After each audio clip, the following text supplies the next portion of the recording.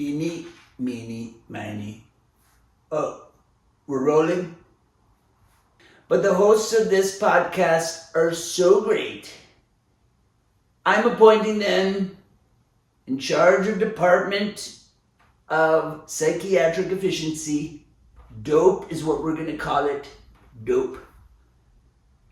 They're going to be in charge of every diagnosis, new prognosis, endocrinology, and other penile erectile efficiencies. The older we get, the more important it is. Our country needs it. We've got a crisis. We've got an erectile crisis. That's why we build such giant rockets. Elon, where are you? Thank you for the rockets. Very symbolic. Yes. So you do the crime, but then it's my fault? That's what you're going to say? Like, that position is... in finality, I have to point out that the people who suffer the most from this are women. Entitled women who do this, dudes will not hang out with you if you behave that way. You are going to end up alone in your 40s with other women complaining that there are no good men. And it's because you repeatedly do this. Mm-hmm. You repeatedly cheat and get involved in infraction, and instead of say, like, fuck, you're right, I'm so sorry. That was the worst thing I could do. I'll make it up to you. I'll do anything to make this work. Mm-hmm. That would be a much better response than, well, you don't do this for me. And you knew when we got together that my last relationship was terrible. It's like, oh, well, that is true. I knew that. And you're gone. Fucking onto the whore island with all your friends. This podcast is for entertainment only and not intended for medical purposes. Enter the Freud.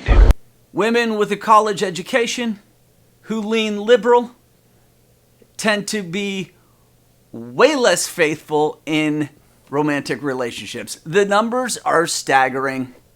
Oh, really? What did you have a first-hand experience, or did you read some stats, or what? Well, I've had many first-hand experiences. Because I love to date college-age women. What the fuck? I like to date women who have an education, who are driven, who tend to lean liberal, and so you're fucked, buddy. Yeah, statistically, I get cheaters, right? I date cheaters, and that's just what's up. Like, I saw this study, and it was just college educated alone. Women are 70% more likely to cheat. Yeah, dude. Right, but we should just define cheating right away. What do you think it is? Like, cheating is when you have, let's say it this way: when you're in a partnership where you've been committed and you guys are emotionally close, and then you do something that it's sort of obvious would be hurtful to your partner. Well, you can't just say something that's hurtful. That leaves it way too open, because then it's like, I texted this girl from high school. That's not cheating. I looked at porn and I contacted some chick from Instagram. But if it breaks the agreement, then it is cheating. If it's just texting an ex on Instagram, it's mild cheating. But if I say to my girlfriend, hey, I promise I won't be chatting with any other women on Instagram, and then I go do it, it's cheating. Yeah, but why would you say that? Well, I think a lot of people do. And sometimes there's miscommunication, but I think some people kind of, I guess usually there's not clear communication around this, but I have a friend who just got in trouble with his lady because he was texting an ex on Instagram. Yeah. And he knew he shouldn't have. She got super pissed. And he sort of admitted to me and to her, he was like, yeah, that was wrong. That was bad. That was cheating. It was super mild cheating, but it was cheating. I don't like this mild cheating, but I think because you and I are college educated, we're fucking hyper educated, right? So I think what you're going to realize is what you just said falls exactly into why these particular women are the worst cheaters and offenders of all time. Because you too are guilty of it by the way you just defined what cheating is. And so I didn't want to get into this right away, but it's a product of moral relativism, which fundamentally means that there is no good or bad other than what my personal experience says is good or bad, right?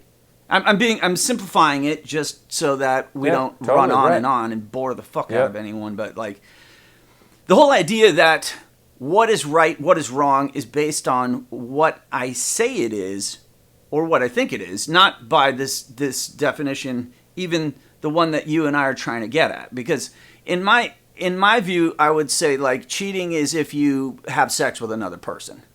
Other than that, anything up to that, I don't give a shit about. I don't care who you're... That's not true. That's not true. It's where I've ended up as a result of dating these kind of women for my entire life. Right? So as a result, I too have become bent. I think my ethical, moral stance is tilted as a result of dealing with these kind of women. Because I know earlier on, like, if a chick was texting somebody else and getting gifts from them on Valentine's Day or something like that, like, that was unacceptable to me, and then you'd get the axe. You're done, fired. But then, like, so in theory, I'm kind of like, well, if you don't have sex, if you have sex with someone else, then you're cheating and you're fired. But if you're just like flirting and you have friends that you talk shit to or whatever, like, I don't care. I don't want to know. Yeah. But now after I said it, I realized that's not true. It's there's not a simple definition. It's complicated. It is complicated, but that is what then entitles this particular population. Oh, Dave, you're going to bug out when I tell you the breakdown. But I won't tell you yet. I can't. Okay. I can't. I have to quiz you further because of what you're revealing. Like, how are we going to define infidelity? Cheating. Let's just come up with a definition, because you want to put it on a graded scale. So then let's do that. Yep. We're going to. All right. For the sake of this video, we are going to now declare that there are little degrees, little cheating, and then a lot of cheating. How? Yeah. I think the definition could be fairly easy for couples, and most couples don't do this. Maybe some poly people do this, where they have really clear, they lay it all out. They sit down and they really be like, okay, you can do this, but you can't do this, but you can do this, but you can't do this. So most couples don't do that. But if they did that, then it would be very clear. Like I could say to my girlfriend, it's okay if you go out to dinner with a male friend who there's absolutely no romantic attraction. But it's not okay if you go to dinner with a male friend that you think is kind of cute and he's straight and there's a possibility there. I could say that super clearly to my girlfriend. And then if she went out to dinner with a male friend who was kind of cute and blah, blah, then that's cheating. Whoa, dude. Because that's infidelity, because she was breaking the faith of our agreement. Is that a little infidelity or a lot? Yeah, that's a small one. That's a smaller one. But it's still substantial. On a scale of 1 to 10, that's like a 4. And so what is this scale? What does it even mean? Like, if it's small, is that still a problem? Or is it just kind of like, Yeah, it's a problem. I don't like that. It's a problem that should be addressed, because if it's not addressed, then the infractions are going to escalate. Is that always the case? I'm not always, but often, and you want to nip it in the bud when the infidelities are a 1, 2, 3, because you don't want them to get to be a 4, 5, 6, and then have the sexes 8, 9, 10s. What is wrong with people like myself that think they shouldn't have to police their partner? They shouldn't have to chase them around and do this shit. No, I think you're right. I think that's a better thing. But then your agreement is different with your partner, and now you're basing this idea on that your partner is a mature, faithful person. So you better fucking hope your partner's a mature, faithful person. Because if you have your approach and you're dating a lady who's not a mature, faithful person, you're fucked. Yeah, that happens to me a lot. Well, so in my entire life, I've never gone through a woman's phone, gone into her email. I've never done that ever. Yeah, ever. Same. I don't do that. I don't do that shit either. Yeah, it's fucking weird. I think lot... No, it's not. I agree. I think the whole policing your lady or going through her phone, I think that's an absolute recipe for disaster. You should not do that. Why? What do you think? I mean, I have my theory. Tell me what you think. Why do you not do that? It creates a crappy dynamic where the guy is like a detective. It kind of makes him a little more beta and simpy and desperate, and yeah. It's not a good look. Ooh, that's good, man. I was thinking of it more of just internally, psychologically, like I don't want to then promote these kinds of thoughts of doubt and like weird. I don't want to spend my time fantasizing that she's doing something creepy. No. Right? I don't do that in my life, period. I actually have this whole ritual in the morning to where I do this kind of a practice where I don't open my phone or my laptop until I have done this kind of a practice where I'm making sure that I am first.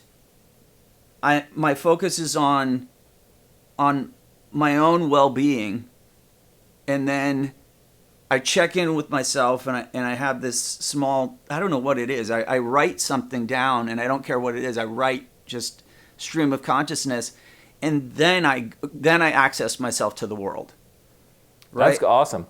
I have a very different practice. I wake up, like when I wake up in the middle of the night to pee, or I wake up at 5 a.m., I look at my phone to see what the Bitcoin price is. Do you really? Yeah, I do. That's so funny.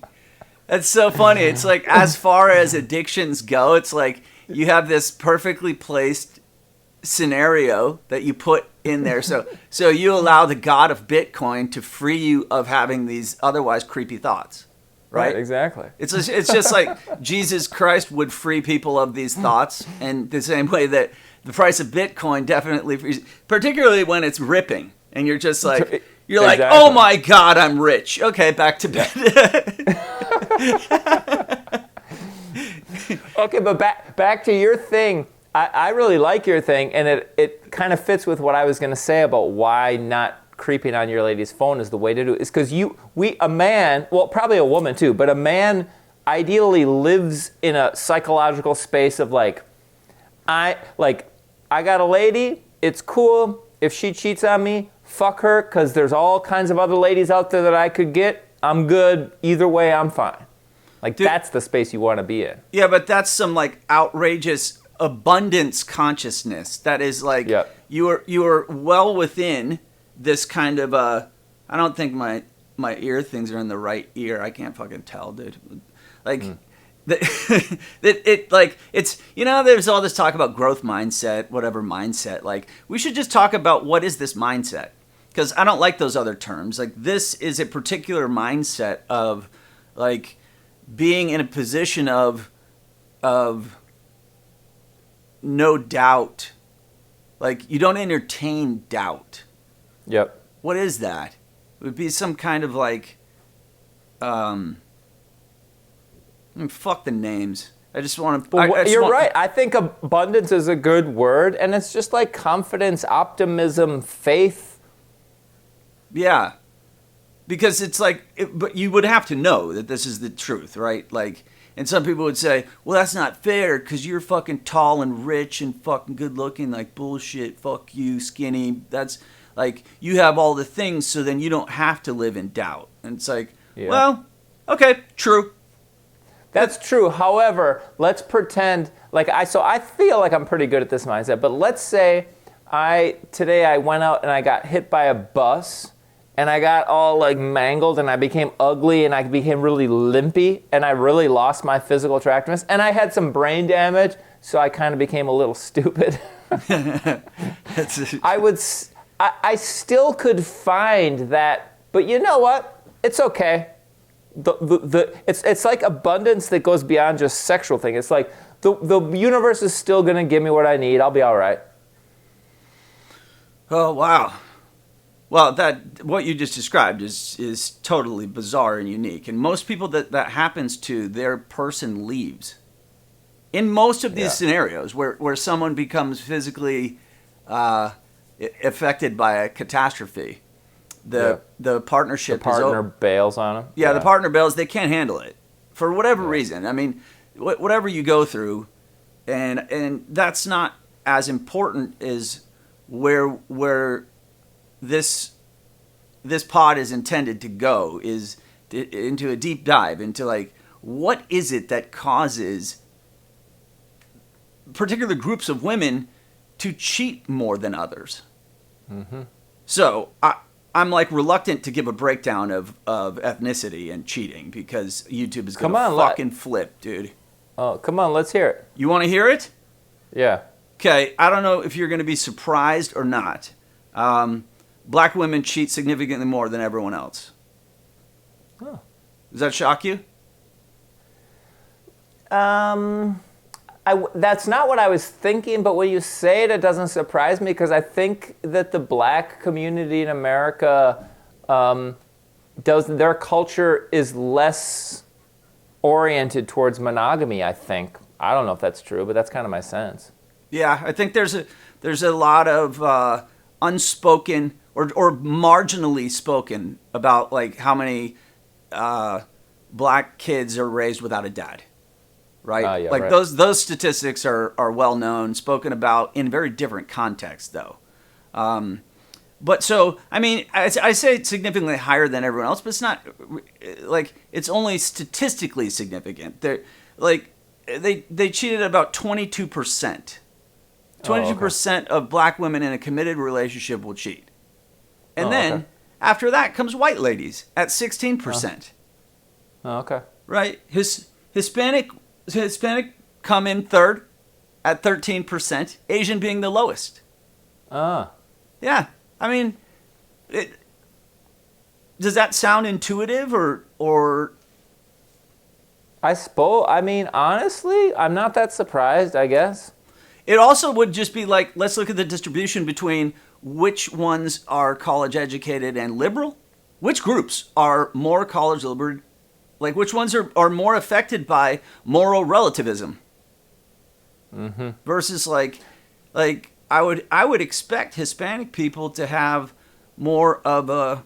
This is from my own biased view. I've known tons of Hispanic people in my life, and they tend to be much more religious, like it just admittedly Catholic, and so or Christian. So that.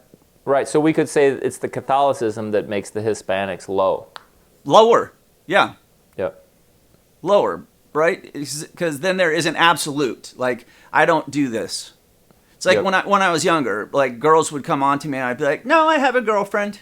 No, like, haha, that's cute, I have a girlfriend. And then, like, now at this point, after so many of these liberal chicks just like fully creeping and lying and trying to run around on me, like, I'm kind of like,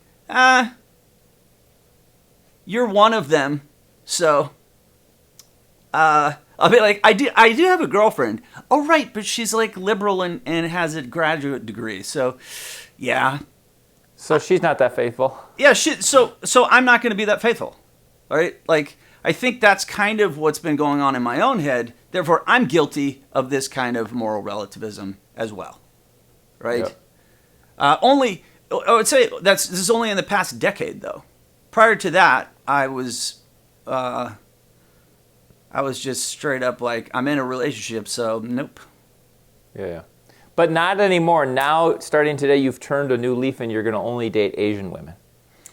Ah, well, yes, as someone we know believes this is the more superior race. I can't wait for him to see the stats of like, oh, and also then...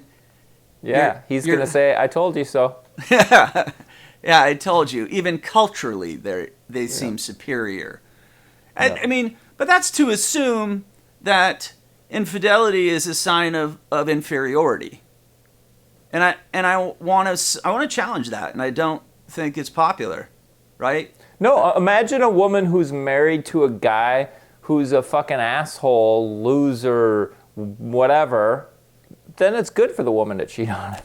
But that's the number one reason that college-educated women say they cheat. Yeah. Is because they're unhappy with the communication within their primary relationship. That's the number one thing. The number one reason they cheat is they're like, oh, well, we don't have a good relationship. And so then I get another one. Right? Like the guy at work talks to me and he seems to be interested in what I care about and la la la. And so therefore, that I deserve that. Yeah. I have a friend, college educated. She's actually Hispanic, but she's very liberal, college educated, grew up wealthy, and she just cheated recently. And she has this attitude that I think is pretty emblematic of the cheater of any gender, and that is kind of like entitled and sort of has a princess sense of herself and sort of thinks she should get to do what she wants and thinks life should give her what she wants. And so if the relationship isn't going well, and her husband is a good guy, you know, he's attractive, makes good money, and it's just like they had a kid and the relationship started going crappy. And as so often happens after a married couple has a kid, and she just decided she was entitled to more fun and excitement for her life, so she got a boyfriend. She got a boyfriend, right? Yeah. She's 44, and she went and got a 21-year-old boyfriend. Whoa! Oh, look at that.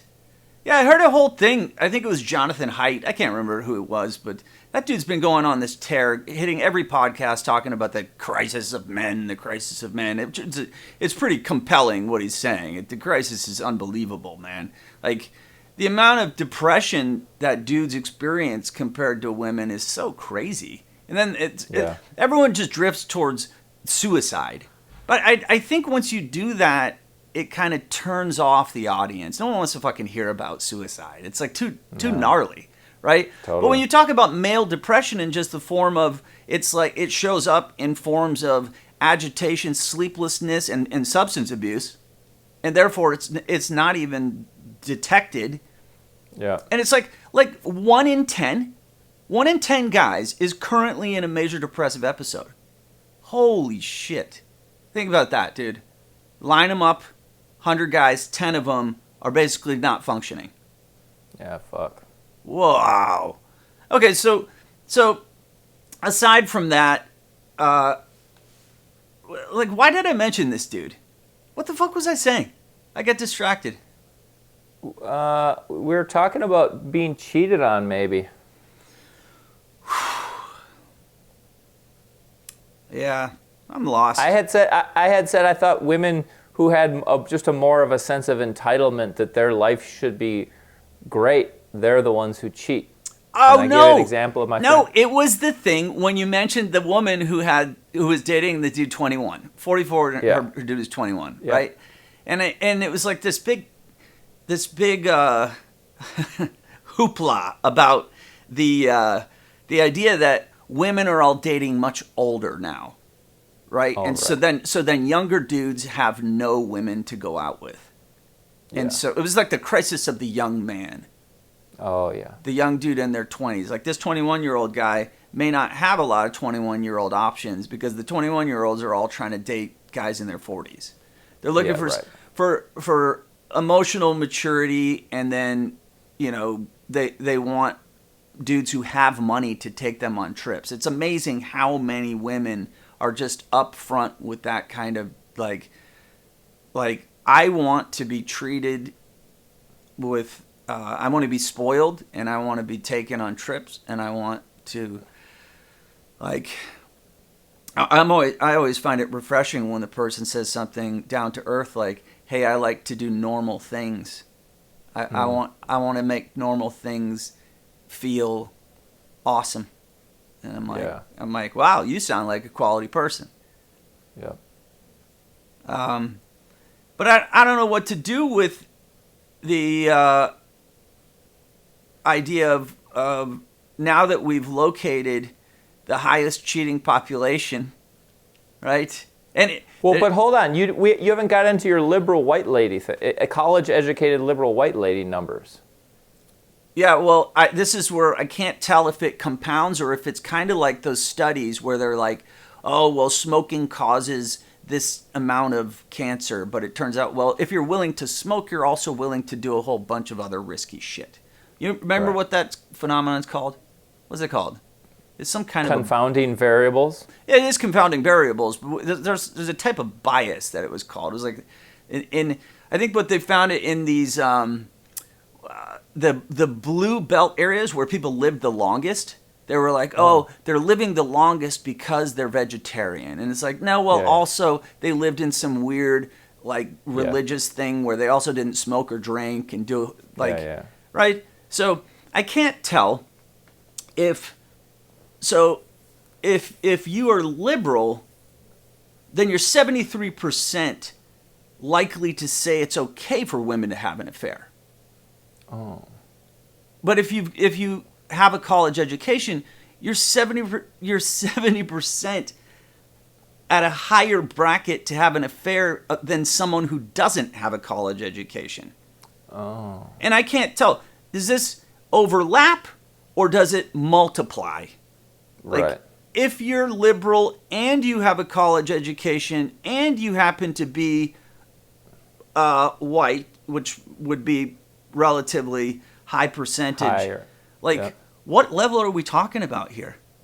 Like, and you are dissatisfied with your communication within your current marriage. Like, I'm thinking it's at 110%. Like, is that possible? Like, I'm serious. I think and you have friends who also think this way, and that's what you talk about, you are for sure going to have an affair. Yeah. Because it also, like, the second highest thing that caused these women to have an affair was the opportunity. Meaning somebody presents as reasonable and interested, and they want to talk to them about what they're interested in. Yeah. And so then, boom, here's the opportunity, take it. Right? Yeah. And so, you remember when we were in Mexico and I was like, hey, look at those affair hotels where you drive in and you drive your car into a place so no one can even see your car. Yeah. And it's like, I guess you hadn't seen that, right? Was it you hadn't seen that before? I'd never seen it. I didn't quite realize the whole car thing was an important part. Hiding your car was an important thing. Yeah, because if people drive by and they see your car at a motel, you're fucked. You're exposed, right? So the whole idea is to like have an affair and not be caught. But I think actually now we're headed towards a place where people are having affairs and they kind of don't care. Yeah. I don't think people are that freaked out about getting caught. They're just going to, when they're caught, they just say, well, you expected this because of the fact that we fight and you don't agree with what I think. We're not happy together, right? Those justifications are lined up. And I don't know, do I just sound biased and fucking crazy right now? Or like... No, I think it's true. I think, America in the 21st century has just gotten very sort of individualistic and egocentric, and everyone just kind of thinks they should do what they want to do. And if you're at work and there's some new person working there and he's cute, she's cute, you start flirting and slippery slope. Yeah. Man, I can recall to around, I think it was maybe, now that I'm getting older, I think it was like 13, 14 years ago. After my fiance ran away to Norway, then I kind of changed my code. And I started to allow just casual encounters to turn into affairs. Previously, I would just be like, oh, that's funny, we're flirting, haha, and then I would be like, nothing. It happened a lot in my internships, actually, training as a psychologist. I would start to have some kind of a thing with one of the other interns. And I would let it get to a certain thing, but then I wouldn't kiss them or anything. Yeah. And then something shifted. And then it was just like, I would just let it evolve. And then next thing you know, I was involved with married women, and it's like, you know, I've had a lot of different kinds of things that make me, like, I'm now similar to these liberal women that I guess I was somewhat poking fun at in this video. So do you think I'm doomed, buddy? Or is there any kind of well, to say if you're doomed, we'd maybe have to define what's the opposite of doomed. And it seems like the assumption here is the goal is to be in a happy, one-on-one, committed, monogamous relationship. Hell yeah. If you're not, yeah. That is, that is for me, still. The ideal exists. Yeah. What about you? You still have that? Well, and then, yeah, I mean, I'm in that now, and I do think that that's best case scenario.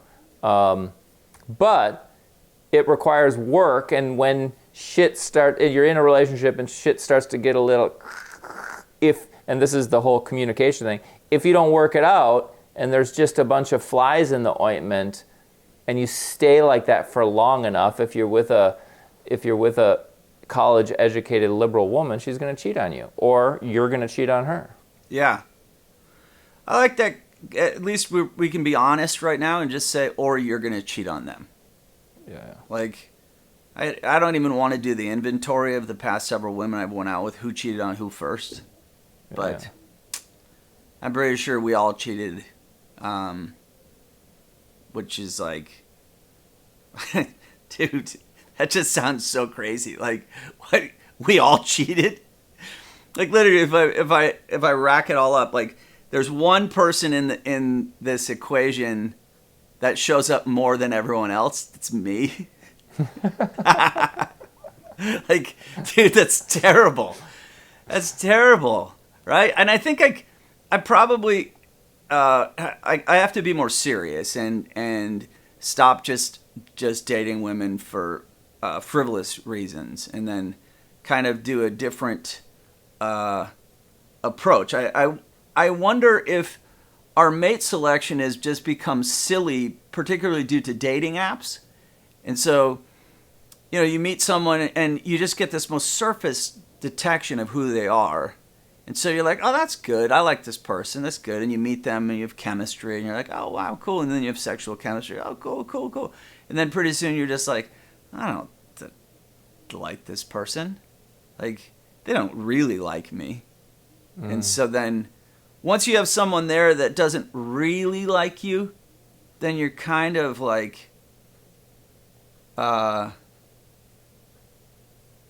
is very hard for me to navigate. That kind of tells me, like, okay, you got to go get a new one. Mm-hmm. Yeah, so what you think the gold standard is two people, they really like each other, they're committed, which I agree, and I think the vast majority of people want that. But then the hard thing is, with time, eventually conflicts or problems start. And if you don't resolve all of those, I do think a thorn gets in, and if you just let the thorn stay, then now you open the door for cheating. But I think if you can keep plucking those thorns out through good communication and working it out, I don't think anyone will cheat. If both people are happy in the relationship, I don't think people will cheat. Most good, mature people. And I think you probably would tend to select mature, good people. Yeah, it makes me wonder, though, like, if at some point you do realize this isn't my forever person. You know? If there's a thorn in the relationship and it's been there for months and months and it's just like, then yeah, I feel like you feel like it's not your forever person. But so, I have a question. You know, do you ever meet someone, you find them attractive, you think there's a lot of great things about them, but there's instantly something where you're like, that's not my forever person? Yeah. That happens to me, and I'm wondering, like, what is that? Is that some kind of safety mechanism trying to make sure I don't get into it? Or, you know, this is just going to become gross speculation and nonsense right now. Because No. I don't think it has to be total nonsense. But hold on. Before we answer that question, let's just say what you just said, I do think is a key part of this cheating thing. If you don't feel like it's your forever person, then the door to cheating is open. But if you think, oh, this might be my forever person, then I think then the chances of cheating go way down. Yeah. Okay, so now to that question. I think that if we rewind the clock 200 years, our options were so slim that it's just like, all right, that's my forever person. And you're just locked in. And you know, you might never really meet any other options. Yeah. Especially if you're just like out on a farm in Oklahoma. It's just like, whereas now the options are so much, even without dating apps, just like living in big cities and Facebook and stuff, and just television. Even if we go back to the 80s and the 90s, just television, you see all these other beautiful people, you know? And I think that makes settling into your forever person hard for people. Even like, we could even think of something other than a relationship, like a house or what city you live in, or, you know, I think people have a grass is greener issue in all kinds of ways because of the internet. Oh, you know what? That's a good point. Everyone always is moving, or jobs. People are always moving jobs. Back in the old days, you just get one job with a company and work it your whole life. Now people fucking move to a new job every other year. Yeah. I don't really know what that means for the future of selecting, like what if you listen to this video and you happen to realize, like, okay, 1, 2, 3, 4, oh my God, the chick I'm dating is all of the criteria for 110% cheater, right? Like, I think that the third, what was the third thing that women justified their infidelity? These are not even right. That's even worse. That's even worse. Oh my God. Okay, so they claimed unresolved personal issues. Imagine if you get caught cheating, right? And your chick's like, oh my God, who's this chick? Look at all these photos of you having sex with her. And you're just like, oh, well, you know, I have unresolved personal issues. Dude, why is that funny? That is so fucking funny. Why? Because it's just like this culture of lack of accountability, and it's like people are irresponsible or immature or have lack of accountability, and then they blame it on like their trauma. Yeah, that's it. Yeah, like I was somehow traumatized. My boyfriend in high school cheated on me, and so that's why I have these pictures of this dude who I'm having sex with on Wednesday, and then I saw you Thursday. Like, oops. Yeah, that's just a simple lack of self-discipline. It's like if I complained that I was eating too much French fries and I'm fat, well, because of my trauma. It's like, well, maybe that's true, but tough shit, stop eating French fries. Dude, you are not... okay, when are we allowed to say that again? There's a few years when you couldn't say what you just said, right? It was like, it's It's everyone. Well, YouTube will decide. YouTube ultimately decides what people can say in the world, and we'll see if they leave this video up and they don't shadow ban it, which they for sure will, then you're allowed to say that. But apparently we're not allowed to say that yet. Maybe in a few more years, then they'll stop shadow banning us and we can start actually getting more than 13 views an episode. A couple of them still sneak through. They get a few more people see it, and then boom. I don't know why. Well, I think as soon as someone hears that, oh my God, we actually made a breakdown of which genders cheat more. Boom, someone will complain about that, and that's it. Strike. I think that one might actually just get picked up by an algorithm, and you don't even have to have someone complain. Totally. But these are all actual facts. Like, we're just talking about the nature of what it's like to date as a dude. And the older you get, the more people are okay with affairs. I think younger women are kind of more outraged by men having affairs. And then as they get older, they're less horrified. Mm-hmm. In the same way that's like, as I get older, I appear to be less horrified about women having contact. But actually, that's just because I haven't found one that I'm all in on. So you just got to keep dating, and eventually you'll find what you're all in on. And then probably it'll be awesome for a few years, and then flies get in the ointment, thorns get in it, and then one of you cheats. Yeah, I guess if we were Buddhists, we could just radically accept this is human nature. This is what happens during this time period in history. Yeah. And or you could be like Jordan and then just like radically deny. I refuse to accept this as how human beings exist, and I strive towards a self that is much more like, dude, those are two like opposing positions. And you're not really happy with either of them? No, I'm not. Yeah, I think I agree with you. Yeah, I don't like either one, right? Like, I think it's cool to have an ideal in there, and then you also have to accept like people's limitations. I personally don't accept like, hey, lady, you cheated on me, and that's why I'm not going to move in with you. And then their response is, well, I have unresolved issues, or you never communicated with me correctly. And it just turns like okay, so you do the crime, but then it's my fault?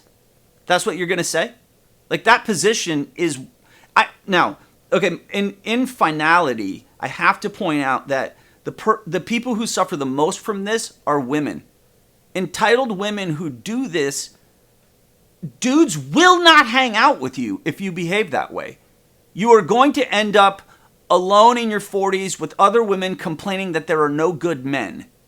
And it's because you repeatedly do this. Mm-hmm. You repeatedly cheat and get involved in infraction, and instead of say, like, fuck, you're right, I'm so sorry.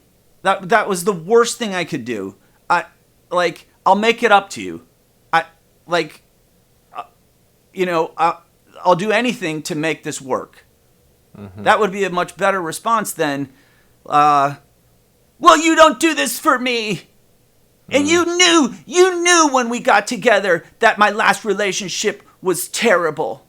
It's like, oh, well, that is true. I knew that. And you're gone. Fucking onto the whore island with all your friends.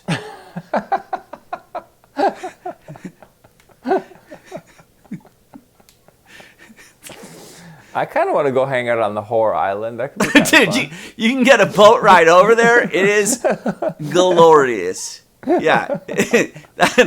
That is an awesome adventure. I wouldn't stay longer than a weekend. No, but that could be a new tourist business we could start. Oh my God. Yeah. It's called The League. The dating app The League, where everyone on there has to have like an education and high credentials. Oh, yeah. And so it's like literally a dating app for the biggest cheaters on the planet, and I'm on that one. Yeah, I'm on that one. I match up with so many currently. Yeah, I match up with so many of these ladies, and then I just can't even stomach going out with them. Like, oh, have you not actually been on a date with a league lady yet? No league ladies yet. I mean, but dude, you gotta do it. That'll be a good video. We can do a review of the league. All right, fair enough. But you'll have to go out with at least a few for us to talk about this. Yeah, I'll do it. Honestly, I can feel scared. I wouldn't go on the league, and I'd be scared of that as being my population. Yeah, I mean, they have multiple graduate degrees, a lot of them, and then, their positions are of serious power. And one lady even sent me a text saying like, "Hey, most guys find me intimidating," and I was like, "Sweet, that's what I'm looking for." But my fear of that population is less that they'd cheat and more that they'd be these like ball buster alpha bossy ladies. Absolutely, of course they are. Fuck that. And the ball buster alpha bossy ladies, if they're not happy with you, then they'll go cheat. Oh yeah, and dude, it's impossible for me to go along with that kind of attitude. And so oftentimes I go out, like, I can't even remember the chick I went out with just like a few weeks ago, and it ended in such a disaster that I literally was like, "Oh, you're unhappy right now? That's what you're unhappy?" I was like, "Look, I'm going to show you something. This is going to be a fantastic lesson for you." And I just turned around and walked away. In the middle of the date. I was just like, "Dude, whatever you're doing right now, where you're basically expressing how you're unhappy with me, and you came out to meet me. I fucking came out to meet you too, lady, and I fucking paid for shit. You didn't. And now you're unhappy?" And I was just like, "Here you go. Here's a little surprise." Gone. Nice, dude. It'd be a kind of a good show, actually. That would be good. Yeah. To just be like, here's how it is if you're like incredibly defiant and irreverent as a dude. Yeah. Yeah. Right? Because you can be. Whatever. It's fucking crazy. All right, we got to wrap, buddy. All right, dude. Good luck with the league, man. Yeah, don't let them eat you alive.